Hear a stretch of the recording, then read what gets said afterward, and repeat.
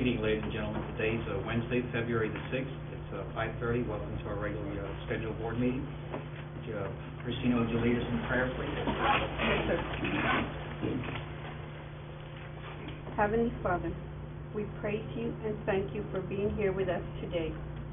We ask that you send your Holy Spirit to guide the board with the decisions that will be made, that they will make today, that they are for the betterment of our port and our community. Holy Father, we also ask that you shower those present with many blessings and graces. In the name of Jesus, we pray. Amen. Arnold Floating, would you lead us in the pledge of allegiance, sir? Arnold, pledge allegiance. I pledge allegiance to the flag of the United States of America and to the republic for which it stands, one nation, under God, indivisible, with liberty and justice for all. Pledge. I pledge allegiance to thee, Texas, one state, under God, one indivisible. This time, before we go to item number 2, the public audience, we would like to see if we can move up item number 6 in the interest of saving time for one of our commissioners needs to be at an important meeting. Item number 6, consideration and possible action on the 6-month evaluation of the port director and CEO.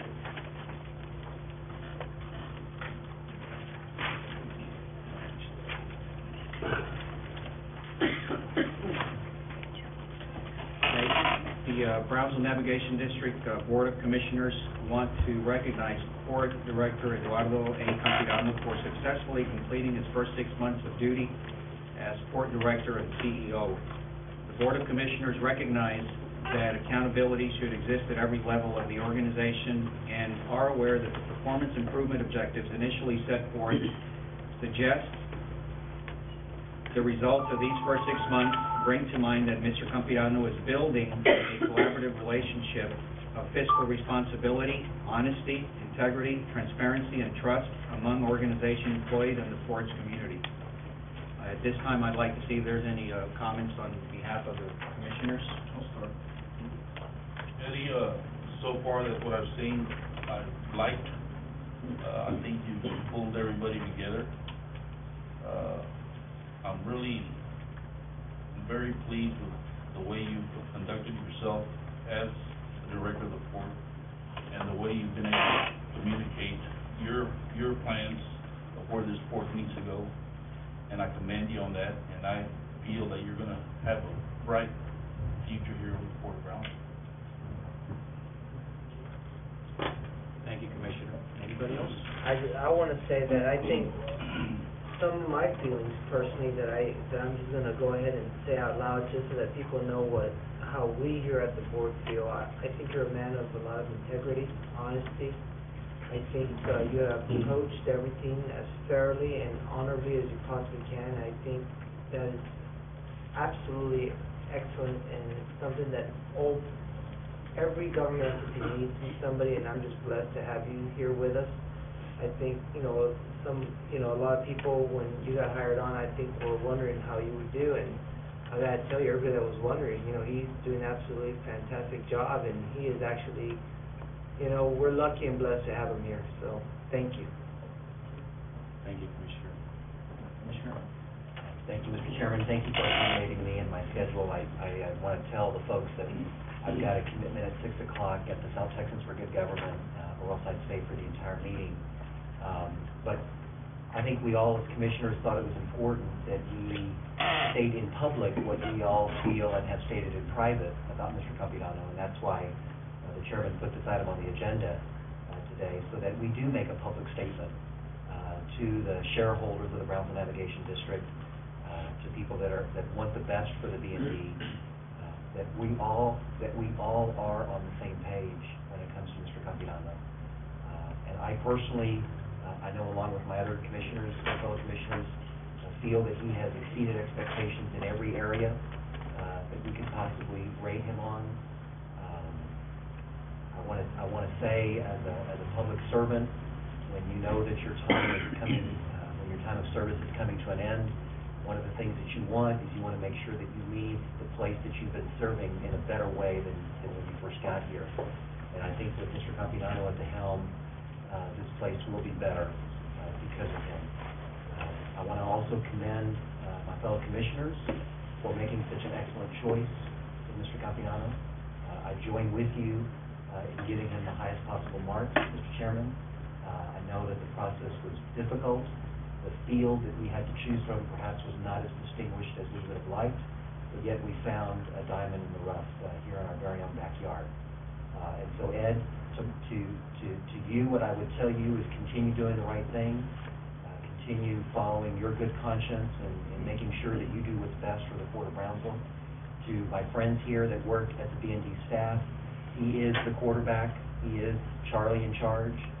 He is the person that needs to be listened to and obeyed. To my fellow commissioners, please remember that we are here to serve the Port of Brownsville, and in so doing, give our advice when it's requested by Mr. Campiano.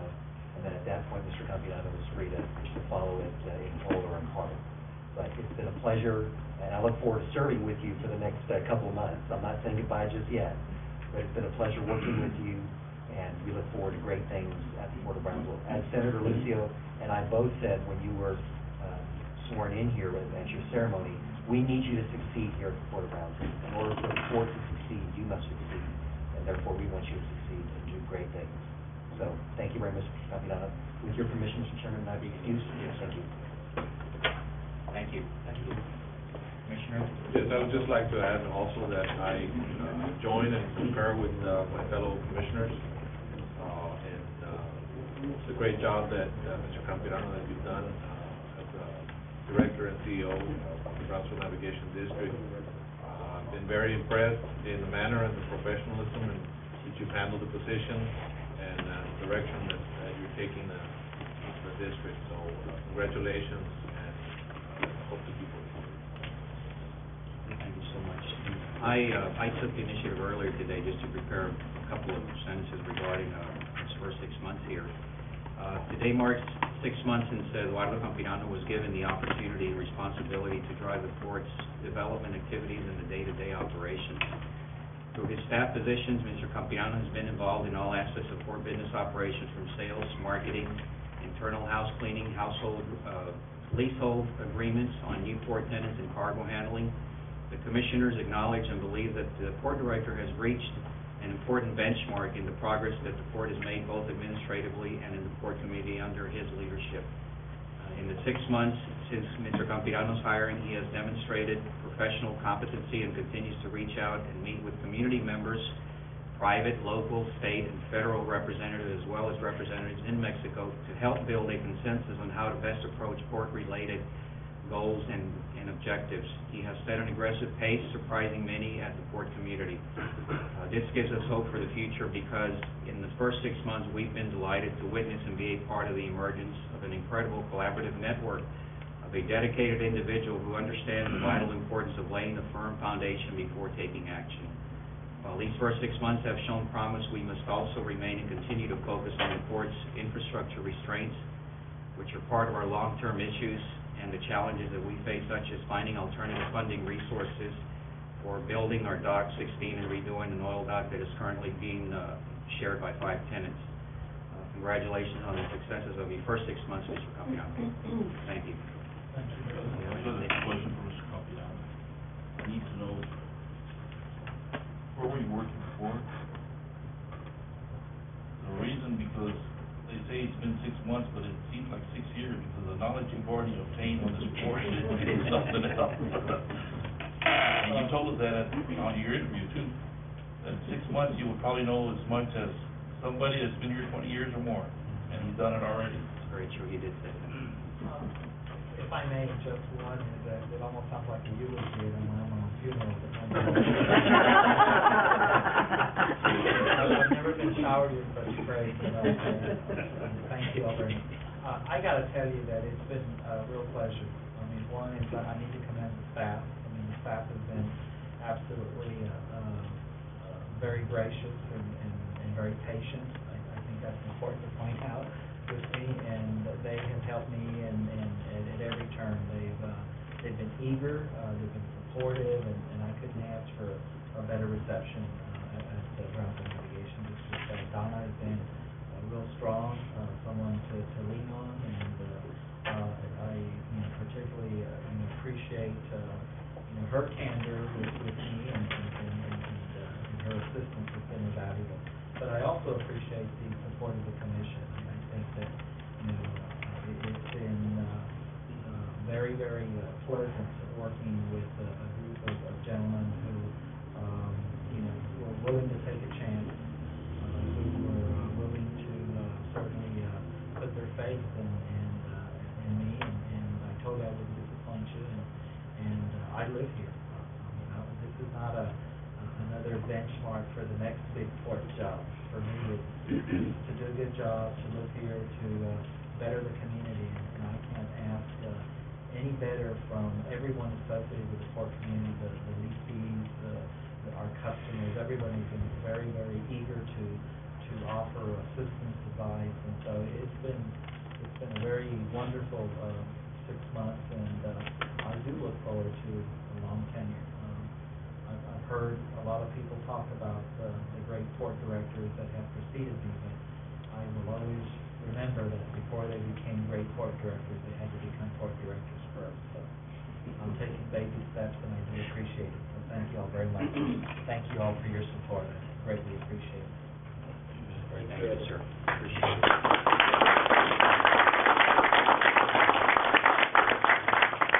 On to our next item, number 2. Item number 2, public audience, we have no one signed up to speak at this time. Okay.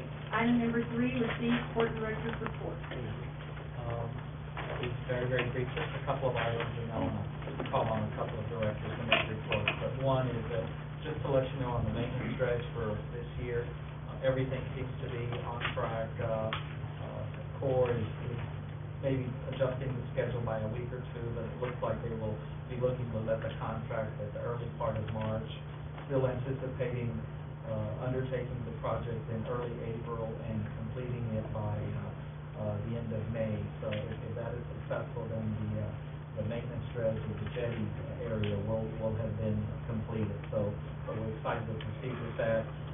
Just very briefly on the federal financing front, the stimulus package that I reported at the last meeting with opportunity with some core projects, that looks like that thing's going south. There's still not any real movement on whether or not there might be supplemental money in the current budget to do some additional maintenance. I will tell you that the 2009 budget, President's budget, came out on Monday, and there is some funds in there for the Brownsville Navigation District. There is additional money in there to continue the feasibility studies for the widening and deepening, and so that sets us up through the end of 2009, assuming that remains. There is some money for O&M, but it hasn't broken down in exactly how that will be used. But that doesn't mean that we won't be pressing and trying to increase funding for maintenance operations and any other opportunity that may be supported over in 2009. But at least there are some provisions in the President's budget, and all we can do is work hard to make sure they stay there and increase funding for other areas as best we can. So at this point, I'd like to call on who likes to first here. Herman Stanley. Herman Newcomb to make a brief presentation for board some of our business activities here with Fort Lee.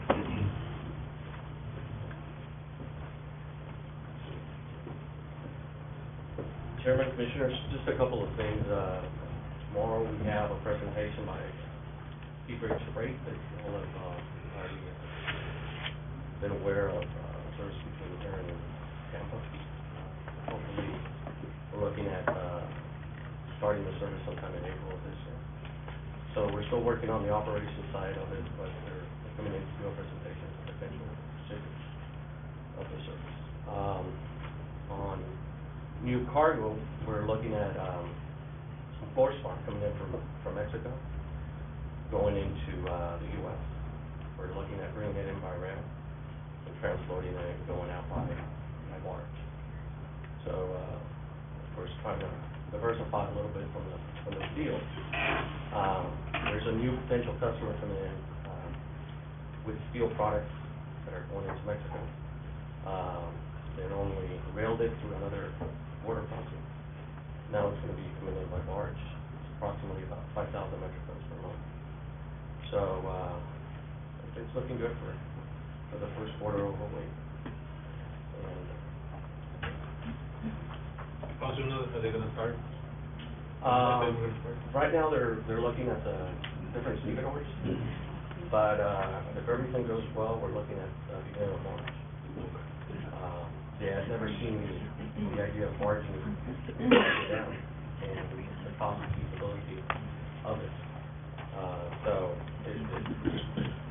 it's customers like those that we need to go out and look for that weren't aware of the cost benefit of transporting our water. Do you mind oils or? Hot roll full. Yes, sir.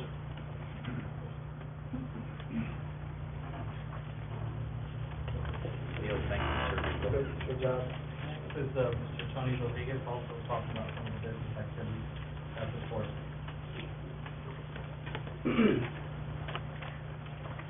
Good afternoon, Mr. Chairman, Abraham from T-Mart, board member. Basically, I just give some highlights of what's going on so far in the steel industry. I just came back from a conference last week. Optimism was a very key word.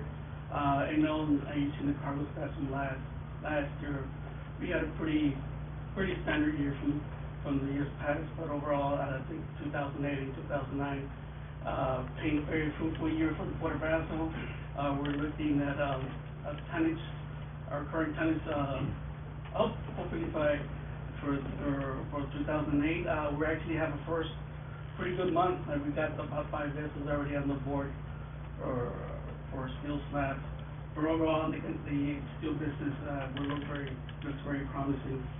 Under the diversification that I might touch earlier, we have some iron ore and minerals that are going to be coming in the next couple of months.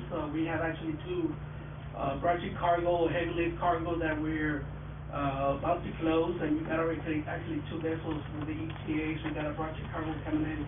We're moving a plant from Europe to Matamoros. This plant is actually going to help the new processing center for fluorspar for Mexican, which used to be the old Química Fluor. They're thinking of producing about another 150,000 metric tons of fluorspar. In addition to that plant, there's another additional plant that is going right adjacent to Mexican. It's called Mexi-Light, and they're actually bringing in the plant is coming in from China, and the plant is actually 80 miles inside Shanghai. It's going to take about 2 months to get it to Shanghai, and then they export it into Brownsville. But that plant we have an ETA for late 2008. That plant basically is going to generate some shear rock. Talking to the representatives from Mexi-Light, it's going to bring in a new commodity to the port. Rock coming in from Spain. It's a new country for us. We're talking about 50 to 60,000 metric tons of vessels, and we're getting the raw material, and then we're going to be getting the finished cargo out of that plant, which is shear rock going up to the U.S., and we're talking about 60, 70 barges a year. That's about 190 to 100,000 metric tons of shear rock. Other than that, and with that diversification, with that vessel, or those 2 vessels, we're going to be getting about 150 containers. One vessel will have 150 containers.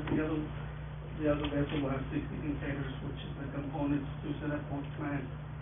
On the liquid terminals, I've talked to some of the liquid terminals, and of course, they just can't build enough tanks and repair the additional tanks. We're having a big boom on petroleum cargo and lube oils, and hopefully that boom continues. It just seems to be extremely high for us, and for both, we're very competitive, and we're trying to continue with that liquid cargo increase. Other than that, I know we had my touch the Seabridge operation. The Seabridge, we're very excited. We're kicking out the first presentation tomorrow from 1 to 3, and it's one of 3 presentations that we're putting together. we're putting one in McAllen and Reynosa and another one in Monterrey, just to provide the services and to give the services to the community, or to the industry community. And then, but On the oil docks, are we having, ships waiting to get in, or, I mean, is that?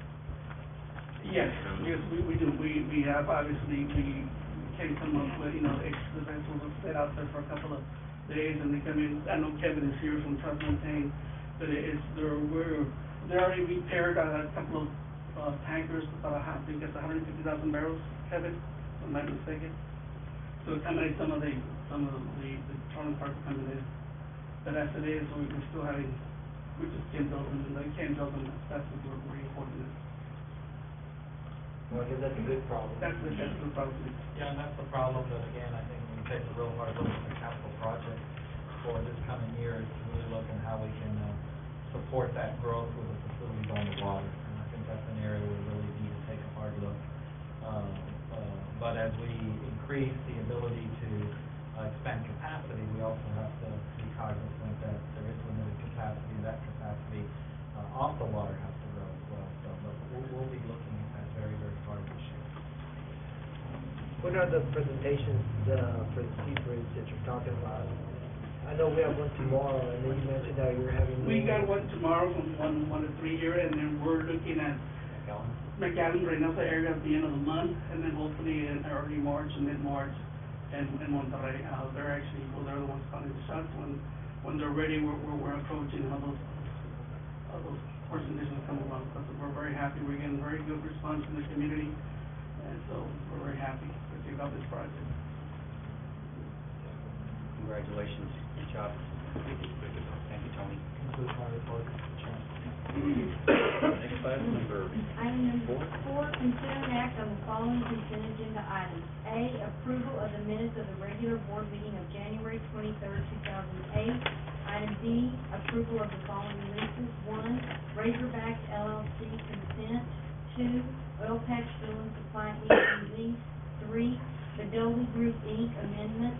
4, A&T Portmark Limited amendment.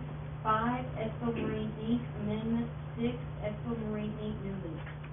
So moved. Second. Okay. All those in favor? Aye. Opposed? Motion carries. Item number 4. Item number 5, presentation on area-wide communication system. Mr. Chairman, members of the commission, I'd like to introduce a couple of gentlemen, and then they will commence with doing the other introductions and the presentation. First is Mr. Johnny Cavazos, Emergency Management Coordinator for Cameron County, is present. And then also Mr. Tony Benya, Emergency Management Coordinator for Hidalgo County, is also here. And Mr. Benya is actually the one who's going to lead in the presentation. So with that, we'll call on him to make his presentation and introduce those gentlemen that are here with you.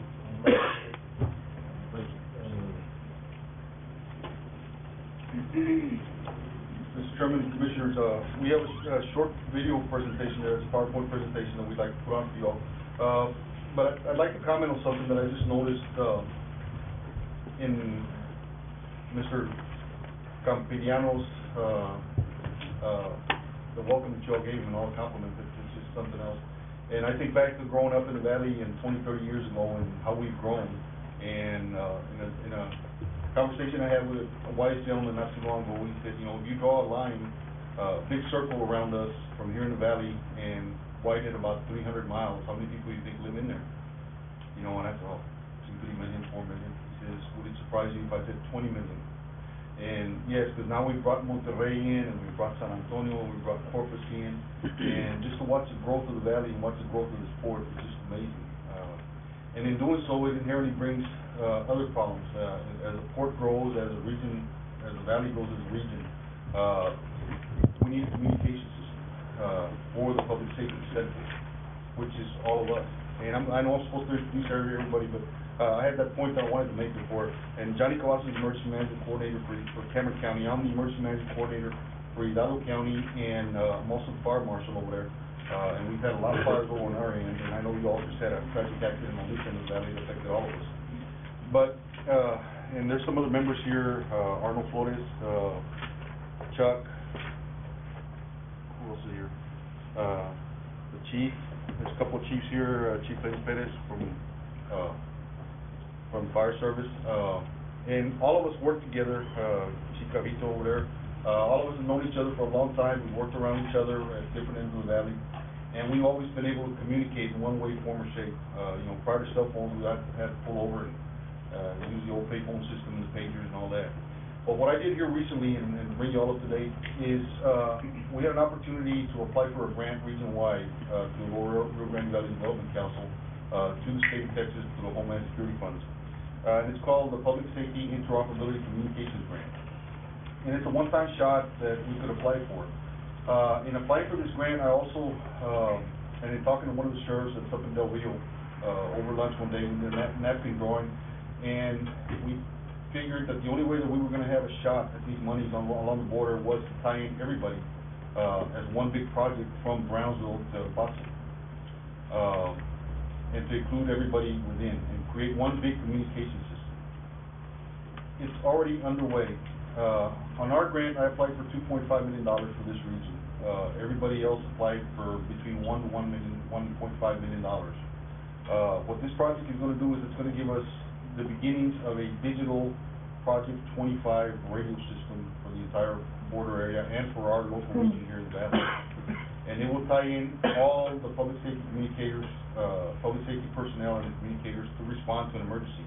And as we all know, we have to respond as a group. There's nothing that we can do by ourselves. As part of that grant, there has to be a local match, 20% match to the $2.5 million. And incidentally, the grant that we wrote and the grant that everybody else wrote along the border as a border coalition has passed muster at the state level. It's now at the federal level. And we should be hearing from them any day that we've gotten a green light and go ahead to continue with this project. And that project has several phases. To tie in the entire, just the region alone here, would cost us probably in the neighborhood of, I think it's $100 million or so, to tie us all in just in this region here.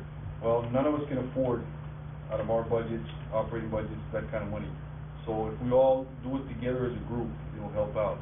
This first phase would involve putting radio equipment, digital radio equipment at tower sites, 5 tower sites across the valley, 2 in Cameron County, 2 in Hidalgo County, 1 in Willoughby County, to start the project. Additionally, I previously applied for a previous grant, of which Cameron County got approval and we got approval for 1 additional site. So I'll use the 7 sites to start off with.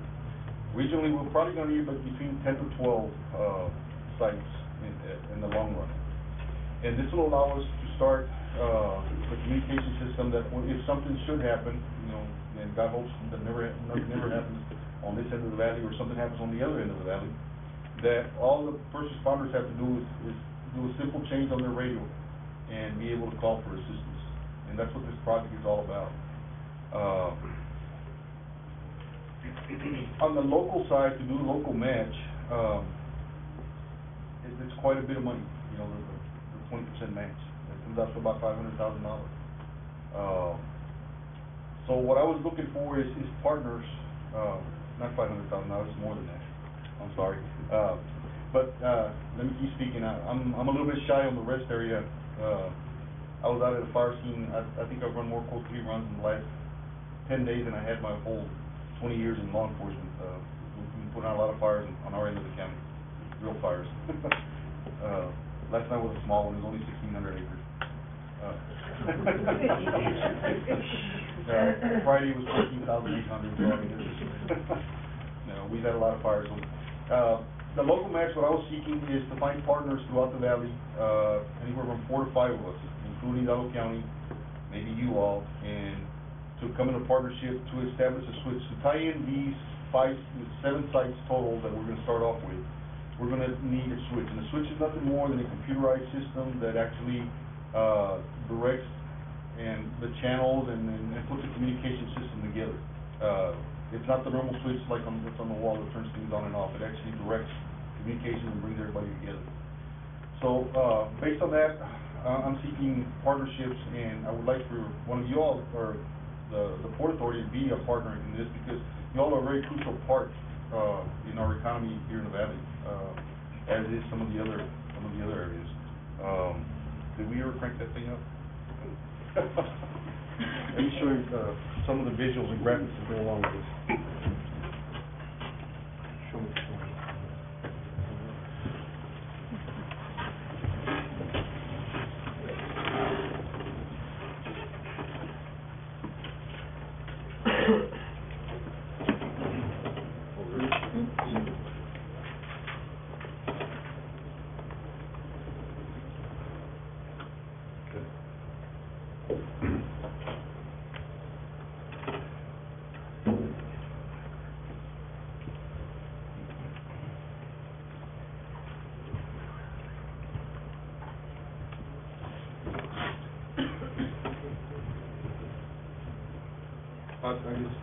Do I need to be at the microphone for y'all to hear me, or? No, we can hear you. Some of this, right here at the beginning, I have a rather loud voice sometimes, and y'all tell me to quiet down, slow down a little bit. This is an initiative that we, like I said, we started out for the whole entire valley, and it moves up. There's 6 different levels of communications that were mandated by the federal government to attain in the next few years. And we actually have like a 2013 deadline. In the Board of Communication System, there's some grant guidelines. You know, it required us to establish, I don't know what I did there, but. I was checking the report Okay. for you. Back with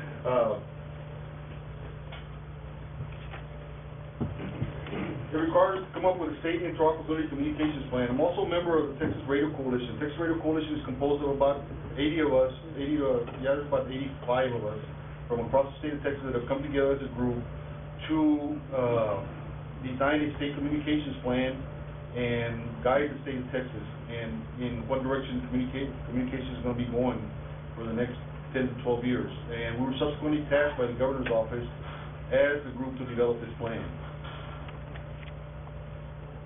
They're pushing the button and nothing's happening. There it goes. And part of that plan is to replace old analog radio communications infrastructure with digital voice and data communications that are Project 25 compliant. And all grants now that have to do with communications equipment has to meet the criteria that's Project 25 compliant. Project 25, in layman's terms, translates into it has to be a digital voice and data project. The old radio systems where it was analog, press a button, somebody hears on the other end, all the technology it needs to be replaced by 2013. And we can't wait till 2011 to start replacing this, because then we're really in trouble. We need to start doing this now. And all the plans must follow the region. There must be regional plans. The county, the border, state, federal plans, they all have to reflect on each other. Individual cities, individual counties, individual entities are not eligible for most grant funding. Everything has to be regional, as required as in your Port Security grant application. In addition, whatever systems are going in out here have to fall in with the state plan. And they say that, part of this is that it has to be non-proprietary open architecture technology, which translates into it's not supposed to be every vendor is supposed to meet the same standard. The vendors are still working on that, or not the vendors, but the manufacturers are still working on getting together. Of course, we have high profile issues in our area. We're a Gulf Coast hurricane threat area. We have coastal water ports, which is vulnerable to terrorists. We have 8 Texas-Mexican border points of entry just in the valley alone. We have high-intensity drug trafficking, illegal aliens, all the normal problems that affect us. Some of the projects that are available out there in grant opportunities, and everybody's taking advantage out of all of these. And we've all gotten money. And all I'm trying to do is bring everybody together to cover this five Council of Government initiative that unites 30 counties on the 1,254 miles of Texas-Mexican border. It'll provide us an infrastructure for all our radio systems. And on this particular grant, we're calling it the PSIC grant, the Public Safety Interoperability Communication Grant. It's a one-time shot, and this is a result of Mexico coming in and buying out all the local tower sites and the local frequencies.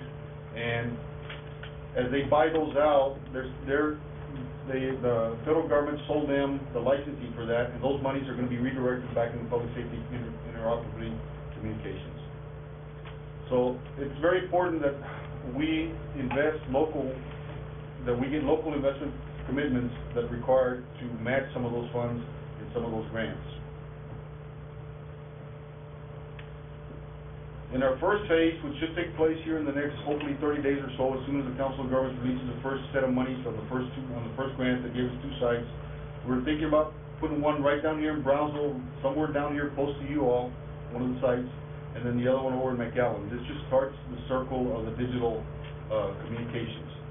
As we grow this system, it'll tie in with the present systems that are already in place, and as we add more phases to it, the circles of coverage just keep growing. So eventually we get all those circles, and those circles represent the areas of coverage on the digital system. Willacy County went into a VHF, and by the way, we're seeking to get an 800 trunking system region-wide here. Willacy County went to a VHF system because of the remote area they're in, and they have a significant investment in their system. As does Cameron County, is on one radio system. Hidalgo County was still working on getting on one radio system. We have 2 major systems over there where we have 2 major investments in systems from 2 different manufacturers, but we are told that we can bring both of those together and tie them in. And of course, as we continue growing this out and more funding comes into this area through grants and local matches, we'll continue to grow the system. So eventually, we'll not only be able to talk on VHF, on 800, but we'll be able to tie in the VHF directly to the 800 systems. And how you tie those wires together that make them each communicate to each other is going to be through computers, and that's real technical language, and I just don't even want to go there because I'll not only confuse you all, I'll confuse myself. So here's pretty much what it would cost us to get all of this, and these are some of the partners that have taken the liberty of trying to get to join up with this system. And if, initially the Cameron County, Hidalgo County up, and if you all were to go along with this, and some of the grants that you all got to do the match for this master system controller that we would need, which is going to, right at, each one of us, I think, would match $400,000. Okay. In the end, we're going to spend about just under $10 million to get this whole thing, this whole project well underway and to get us all tied into each other.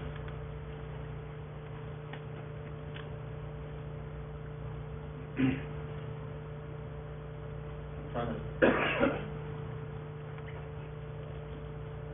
Subsequently, when this radio system goes into play, unlike the old radio systems where everybody would buy their own and just put the frequencies in there, there's going to be some recurring costs that we're all going to have to share. We're going into a shared radio system now, concept that those recurring costs are, and we have not figured out exactly what they're going to be.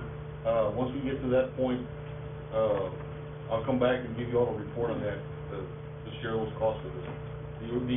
My intent right now is to get this project going that'll tie us all in and tie the border together. And I'm asking you as a Port of Brownsville to,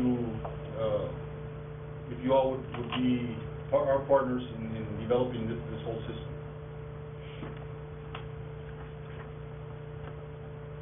As you all well know, you all hosted last year's communications drill for the entire region, and we did very well on that drill. We all passed it, but there's still a lot of holes in our communications. I cannot be in Edinburgh and call my cohort Johnny Cavazos in Cameron County in Brownsville directly on the radio. And the day that happens, it's going to make us all very happy. We've got hurricane season upon us here before too long, and we have to be prepared and be ready for it.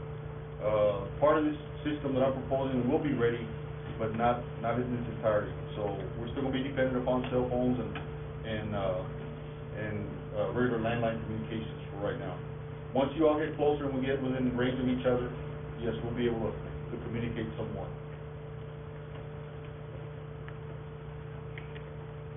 I took the liberty of that last one. No pressure.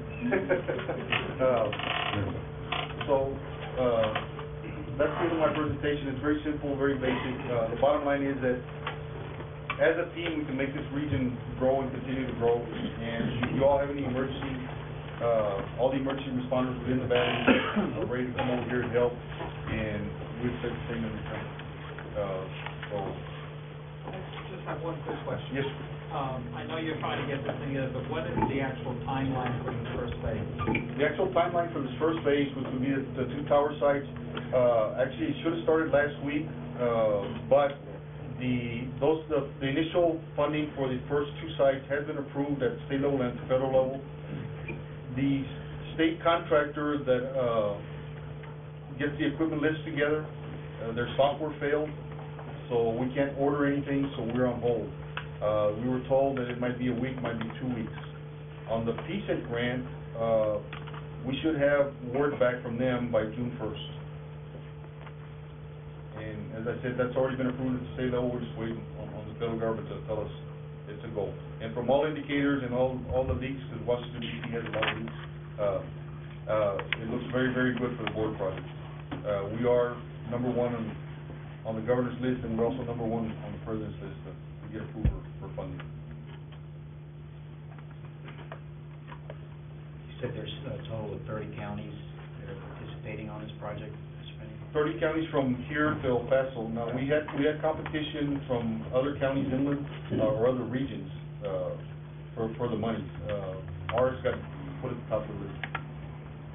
Will there be a central command center? This would be for this entire system. What we plan on doing and what the intent is to replicate something that's been done in the Austin area and the Harris County area and some of the other big systems that have already gone through a regional radio system. Is we put together a board of governors, and as a board of governors, it would have a representative from every entity that participates in it, and we all have a formal decision-making process, much as like what you all have here, a board. And everybody has their input, and everybody gets to vote, and everybody gets to have their say in the system.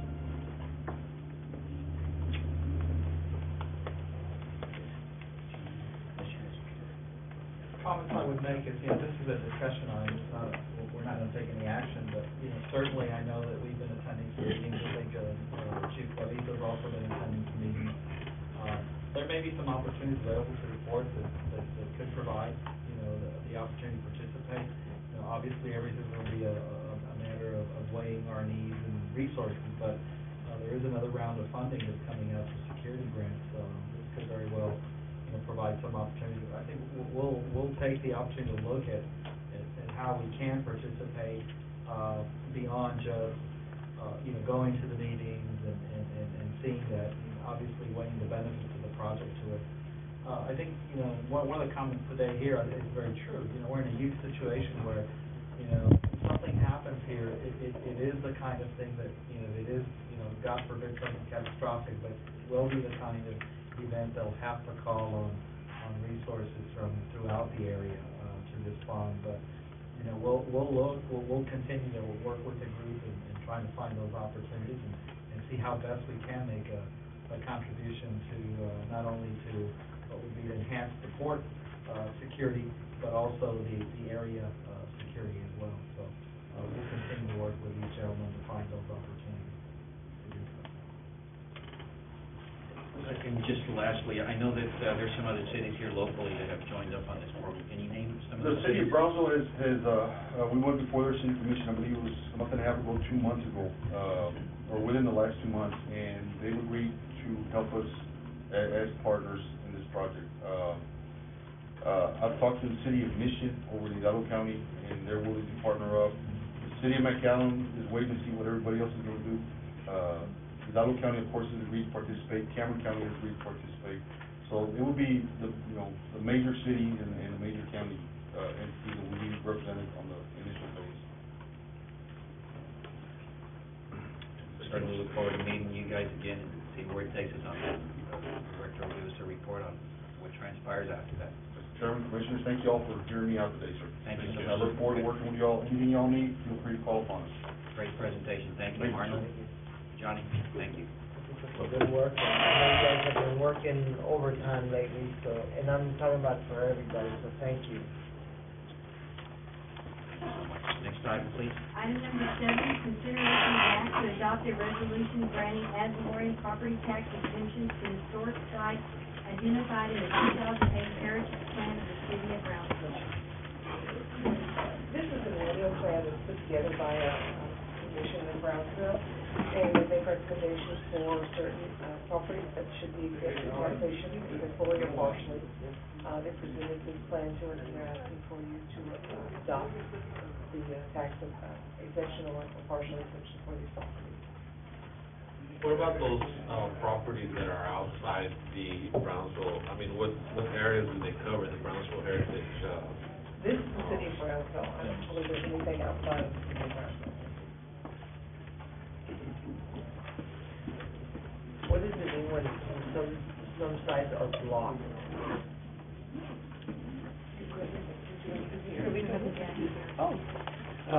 On an annual basis, the Heritage Council will review all the tax exempt properties.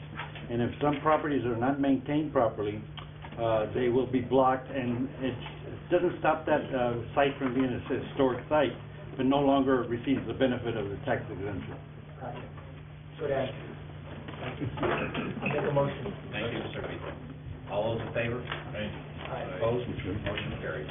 Item Thank you. number 8, consider an act to approve amendment DA 2008-002 to the operating budget fiscal 2008. When we prepared the operating budget for fiscal 2008, we included enough money to pay one debt service, one maintenance and operations bill for the region. And what happened was, the previous year, got delivered to us and paid out of last year's budget, or this year's budget. So we're needing to amend the budget we've been made, so when we get that. so moved. Second. All those in favor? Opposed? Motion carries for item. Thank you. Item number 9, consider an action on assignments, negotiations, easements, subleases, and contracts in general. Item 1, Joseph Gaiman, Oil Patch Fuel and Supply, Inc., authority to negotiate. Mr. Chairman, Commissioners, Mr. Gaiman is requesting, just to change the name of his lease, raising lease to, Oil Patch Fuel and Supply, Inc., and I'm asking for the authority to negotiate and prepare to do the lease. Second. All those in favor? Opposed? Motion carries. Item number 2, Premier Refractories, Inc., authority to negotiate. Premier is asking for a new lease. Their lease expires June the 30th, and they're requesting a new lease. This company happens to be where new 511 will come through, and we had just given them a 2-year contract, but since that project's been delayed, that part of the phase of 511 coming into the port. So they've asked to extend the lease, and again, we will put language in there should the road start to be constructed. They will have at least a 6 months, time to be able to relocate, and they understand this, and with this, they ask for a new. That's an important authority to negotiate. But we've already started the actual, we haven't started that. That's phase 2, right? Yes. Okay, Yes, phase 1 is what's underway. okay. So moved. Second. All those in favor? Opposed? Motion carries. Item number 10, adjourning to executive session. Okay, it's, now 6:15, we adjourn into executive session. All those in favor? Aye. Opposed?